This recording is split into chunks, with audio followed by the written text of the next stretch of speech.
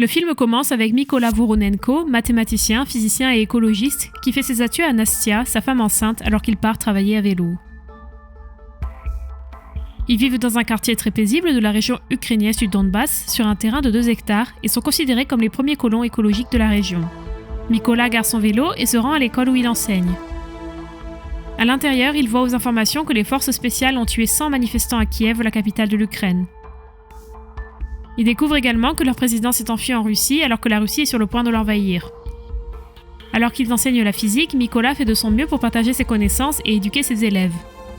Un étudiant du nom d'Ivan ne montre aucun signe d'intérêt pour l'apprentissage. Au lieu de cela, il continue à contrarier le professeur chaque fois qu'il en a l'occasion. À la fin du cours, Ivan s'approche du professeur et lui dit de s'en aller car il est un étranger ici.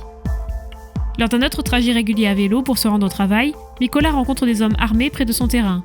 Il n'y pense pas beaucoup et poursuit sa route pour arriver au travail. Comme d'habitude, il gare son vélo et entre dans l'école. Il s'étonne que l'entrée soit vide et qu'il soit le seul professeur. Il apprend en regardant les informations que le chaos règne partout et que les forces russes continuent d'envahir les zones voisines. Il prend immédiatement son vélo et rentre chez lui.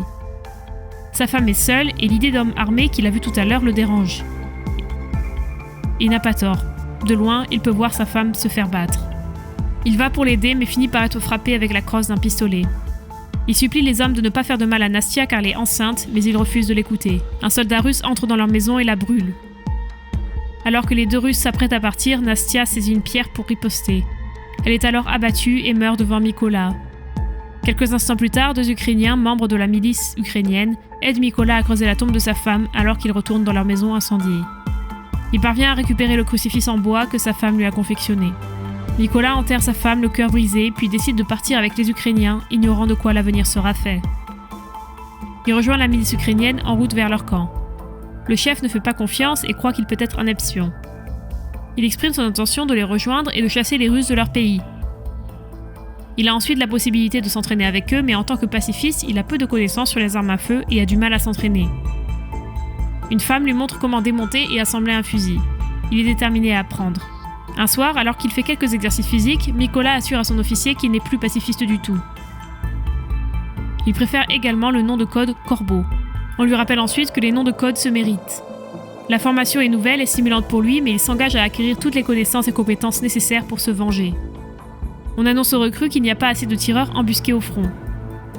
Lorsqu'on lui demande qui souhaite se porter volontaire pour suivre une formation, très peu d'entre eux se montrent intéressés. Mykola se lève et exprime son désir de relever le défi. L'officier lui demande de se rasseoir car il ne peut même pas démonter et assembler une arme à temps. Mykola demande qu'on lui donne la possibilité de prouver ce qu'il peut faire. Il assure à l'officier qu'il peut le terminer en moins de 20 secondes. Un AK-47 est posé sur la table par l'officier. À la surprise générale, Mykola se bande les yeux et commence à démonter le pistolet. Il réassemble ensuite les pièces rapidement et son chronomètre indique seulement 18 secondes. Au lieu des rires de ses camarades, il reçoit des applaudissements de leur part. Cette fois, Mykola est désormais admis et suit une formation de tireur d'élite. Pendant son entraînement, Mykola est surpris de recevoir une arme différente de celle des autres apprentis. Il refuse de partir car il trouve injuste de ne pas avoir la même arme. Il demande également à se procurer un SPD-63, un fusil de tireur semi-automatique, le même fusil que les autres apprentis. Mais cela ne convient pas aux responsables. Mykola n'a pas d'autre choix que d'accepter ce qu'il a. Les recrues sont entraînées à rester invisibles en toutes circonstances.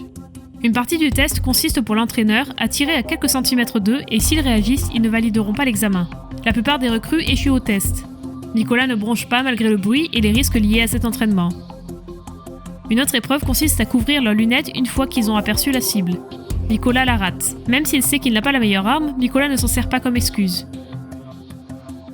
Lorsque l'entraînement s'oriente vers une partie plus mathématique, Mykola impressionne le lieutenant-colonel car il est capable de calculer la réponse avant que les autres recrues n'y parviennent.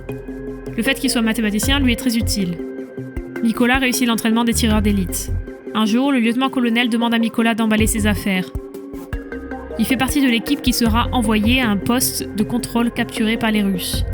L'équipe sécurise immédiatement sa position. Chaque sniper a sa propre cible. Alors qu'ils s'apprêtent à exécuter leur plan, une voiture se dirige vers le poste de contrôle. Le lieutenant-colonel les empêche de tirer. Le couple dans la voiture est arrêté et prié de sortir du véhicule afin de présenter leur passeport. Une fois tirés d'affaire, ils sont autorisés à partir, mais le passeport du gars est conservé. Le jeune homme veut alors le récupérer, mais le Russe qui l'a pris refuse de le lui rendre. C'est alors que la situation dégénère. La jeune femme se fait gifler et le jeune homme se fait tirer dessus avec un pistolet. Le lieutenant-colonel donne ensuite l'ordre de tirer à ses hommes et tous les Russes sont ensuite tués. Le lieutenant-colonel félicite l'équipe pour sa première mission réussie. De retour à leur poste de commandement, Mikola cherche ses amis et les autres recrues. On lui dit qu'ils ont été déployés sur notre opération. Plus tard, il découvre que l'un d'entre eux a été brutalement tué par un sniper. Un jour, l'équipe est à nouveau envoyée en mission. Des explosifs sont installés et les détonateurs sont dissimulés derrière des feuilles d'arbre. Lorsque les Russes se rapprochent, Mikola est surpris de reconnaître son ancien élève avec eux, Ivan, l'étudiant qui le contrariait toujours. Tous les Russes sont tués lorsque les explosifs explosent, y compris Ivan. Le lieutenant-colonel dit à Mikola de ne pas se sentir triste car Ivan a pris sa décision. Pendant qu'il se repose, le lieutenant-colonel prend une photo de sa famille. Mikola demande s'il peut jeter un œil. L'officier lui dit que ces deux filles ne connaissent pas la nature de son travail. Il a conclu un accord avec sa femme pour garder son emploi secret. Ce qu'elles savent, c'est qu'il est en voyage d'affaires. Le lieutenant-colonel aperçoit le crucifix que Mikola porte et lui demande ce que cela symbolise. Ce dernier répond que cela symbolise la famille pour lui. Les forces ukrainiennes sécurisent les tranchées le long de la frontière pendant que les tireurs sont embusqués en position. Ce n'est qu'une question de temps avant que les forces russes ne passent. Pendant ce temps-là, les Russes se préparent à envahir la région. Mikola voit l'homme qui a tué sa femme à travers sa lunette. Il demande au lieutenant-colonel la permission de tirer, mais on lui ordonne de ne pas agir. Mikola demande à nouveau la permission car il a une parfaite fenêtre de tir. Il est trop impatient de se venger à ce stade. Sa demande est refusée, mais Mikola ne peut pas se permettre de rater cette occasion. Il appuie donc sur la gâchette et frappe le Russe dans la nuque. Le Russe meurt sur le coup. L'officier est déçu que son ordre ait été ignoré. À leur insu, un tireur d'élite russe nommé Sieri est également en mesure de localiser leur position. Le lieutenant-colonel aperçoit Sieri et indique à Mikola où se trouve le sniper. Mais le Russe réagit trop vite. L'officier est ensuite tué. Mikola sait maintenant que leur localisation est compromise. Il place le cadavre de l'officier sur son dos alors qu'il affronte l'assaut des Russes. Il trouve une tranchée et se met à l'abri à l'intérieur. Il parvient à en sortir vivant, mais l'officier n'a pas eu cette chance. Il se sent profondément coupable de sa mort alors qu'il a toujours cru en lui et qu'il lui a donné une chance de servir. Ses émotions ont pris le dessus sur lui lorsqu'il a tué le Russe, bien qu'on lui ait demandé de ne pas le faire. La seule façon de venger sa mort est de retrouver le sniper qui l'a tué. Mikola part seul en mission. Il repère 2 tireurs d'élite et réussit à les éliminer, mais non sans se faire toucher au bras. Alors qu'il est de retour en arrière, Mikola reçoit un appel du brigadier général et l'informe de l'existence du tireur d'élite russe. Mais il ne peut pas donner de détails pour le moment et préfère lui donner toutes les informations une fois en face à face. Mikola rassemble ses affaires et se dirige vers le point de rendez-vous.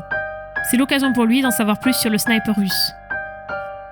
Le brigadier général informe ses hommes de ce que le tireur d'élite russe est capable de faire. Il a déjà éliminé 5 de leurs tireurs et 3 mitrailleurs. C'est un soldat redoutable. Ils ont une idée de sa position préférée en fonction des éliminations qu'il a effectuées. Il reste toujours au même endroit.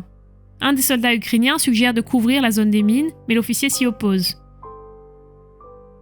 Il laisse Mikola expliquer pourquoi ils ne peuvent pas simplement le faire puisqu'il vient de la région. Mikola explique qu'il y a du chlore à l'endroit où se cache le tireur embusqué et que l'utilisation d'explosifs pour le tuer peut entraîner des problèmes environnementaux. Tous les tireurs d'élite se voient ensuite confier leur mission. L'officier indique clairement qu'une fois les cibles secondaires éliminées, il veut que Mikola grimpe dans le bâtiment et tue le tireur d'élite russe. Ils sont ensuite tous envoyés en mission. Tous les tireurs d'élite sont en position d'attaquer et Mikola confirme qu'il est maintenant en position après avoir rampé vers la zone cible. Il parvient à se faufiler derrière 2 Russes et les tue immédiatement tous les 2. L'un des 2 faisait partie du groupe qui s'était rendu chez lui. Les autres tireurs d'élite verrouillent leur cible et attendent le signal. Ils parviennent ensuite à éliminer leur cible après avoir fait un compte à rebours pour tirer exactement au même moment.